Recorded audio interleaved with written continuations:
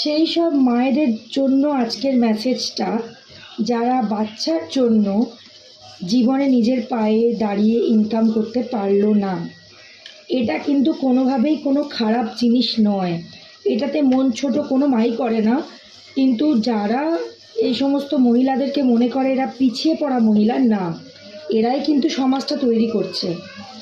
একজন শিশুকে ভগবান মায়ের গর্ভে দেয়, কেন কি মাই পারবে তাদেরকে বড় করতে, বাবা নয়।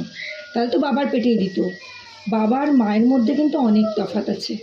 মা বাচ্চার জন্য যে পরিমাণ স্যাক্রিফাইস করবে, বাবারা কিন্তু সেটা ভাবতেও পারে না। সব বাবার কথা বলবো না, ম্যাক্সিমাম মা মা হয়, বাবা বাবা হয়। কিন্তু সব মহিলাদের আমি একটাই কথা বলবো, যে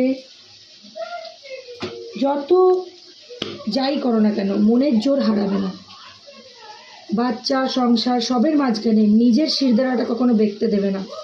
10 টাকা হলেও নিজে ইনকাম করো, নিজের পায়ে দাঁড়াও, তাহলেই সবার থোতা মুখটা বোতা হয়ে যাবে।